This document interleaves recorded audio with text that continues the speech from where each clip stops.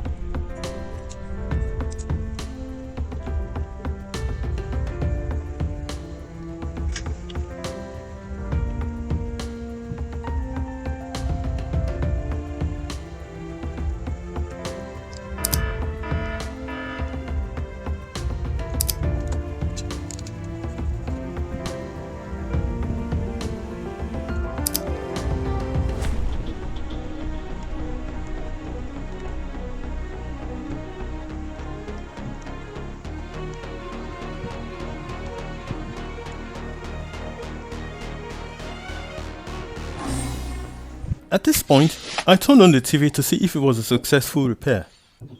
Uh-oh, not good. We have blue vertical bands.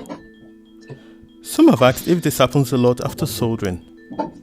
Someone also wondered why I completely separated the core from the PCB just to repair a small damage. Firstly, I'd say very rarely do I experience this sort of complication. I always check for shorts before I power on the unit. And as for why I detached the core from the PCB, it was done out of an abundance of experience handling issues like this. If you choose to do it differently and reliably, that's okay. I've been doing core soldering on LCD TV screens since 2010 and flex repairs for decades, all using just basic tools. Now I have to figure out why I have the bars. Some of you guys think it's impossible not to have lots of solder bridges across the traces, given their tight closeness to each other. Well, in this case, it's a hairline bridge. Some solder bridges can be too small to spot easily, but thankfully, this one is in a safe area. I know that because of the color of the bars. But before I show you where it is, I want to say that I actually wouldn't have to give a bad report to the one who trusted us to save his Samsung's display. The TV worked perfectly. Now here's the culprit, a tiny solder bridge. After removing it, I had no doubt the repair was a complete success. If you want to learn to do this sort of flex micro soldering, why not check out our dedicated tutorials for beginners playlists on this channel, or reach out to me via WhatsApp or Telegram for mentorship.